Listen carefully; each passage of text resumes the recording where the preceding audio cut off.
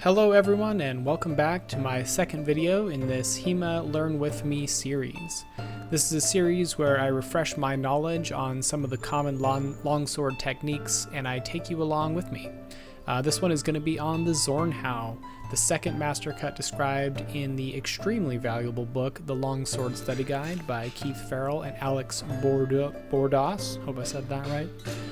All the videos and material I'm going to be referencing in today's video will be linked below, so check there if you want to dive deeper into any of today's content. So first of all, when I study technique and I'm looking to improve my knowledge and ability in the German longsword system, I usually start with the German Longsword Study Guide. This book is great.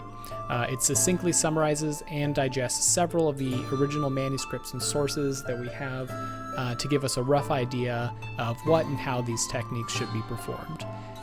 So to start off, I'm going to read an excerpt from the German Longsword Study Guide on the Zwerchhau.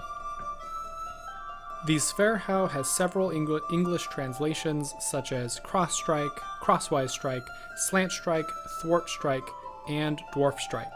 It is a high strike that ends in something similar to an ox position.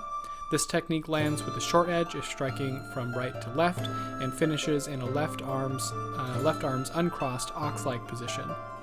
It lands with a long edge if striking from left to right and finishes in a right arms crossed ox-like position.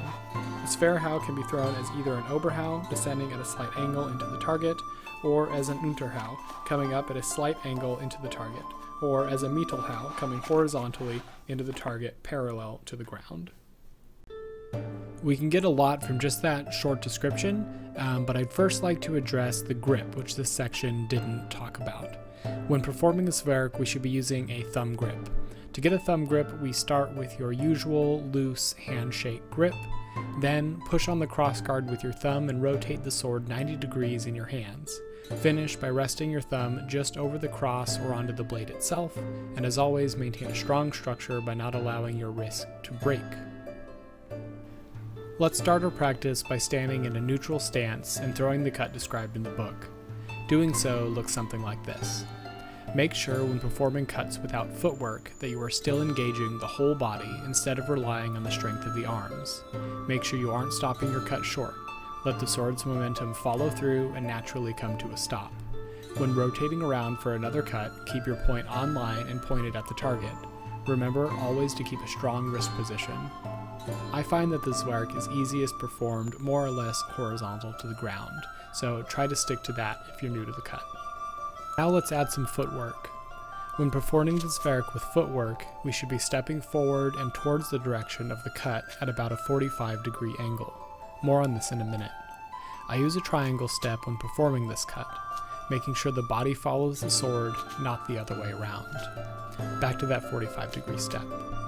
This lateral motion allows us to strike around the opponent's sword if they don't displace our sword strongly enough with a parry. Without this step, it would take only a small parry to displace our strike. You can see here how the triangle step brings the whole body around the target.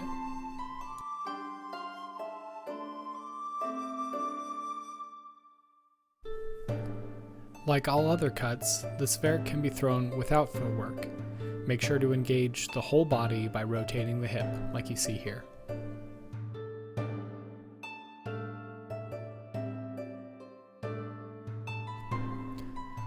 Alright, so we've gotten some info from the book and applied our existing fencing knowledge to get a solid base. Now, let's look at what someone else has to say. There are tons of great videos on YouTube, so let's start there. One of my favorite fencers is Martin Fabian. In the first episode of his longsword series, The Best Nachschlag, or The Best Ending, he discusses the many pros of the Zwerch, as well as ways to train it. Martin is a very fast guy, and in this clip he launches his body across the room to land a Zwerch from a long distance. With that in mind, let's take a look at how this cut interacts with distance. The Zwerch is short, as opposed to long, meaning our arms are not fully extended when we perform the action. This makes it a good follow-up, and we'll get back to that shortly. The Zwerch can be used to simultaneously block an Oberhau, a cut from above, while striking the opponent. For this to work, we must be sure our arms are not extended forward and the hands are above our head and out of danger. To do this, we must be in close distance, a distance where we could thrust our opponent without taking a passing step, as seen here. However, the Zwerch can also be used more offensively, with arms more extended giving us more reach, as seen here. Be careful with this, as it leaves the hands as well as the lower openings exposed.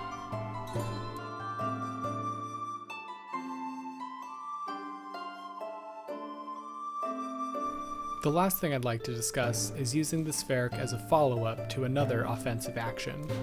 For this example, we'll be using another Martin Fabian special. Starting in a withdrawn langor, long point, we will extend our arms into langor in a thrusting action. The body follows with a passing step to close the distance. If the opponent parries, we use the momentum of the parry to cut around with a Zwerch to the head or neck. Since we've moved into close distance while threatening our opponent with a thrust, we should be able to safely perform both offensive actions. This just scratches the surface of the Zwerch. It's one of the most useful actions in the German system, and as Meyer wrote, the Zwerch is one of the foremost masterful techniques with the sword. You should know that if the Zwerch did not exist in modern fencing, then we would lose half the art, especially when you are under the other man's sword, where you can no longer use your long cuts through the cross. I hope you enjoyed or were able to learn something new with me today. Thanks so much for watching. Bye.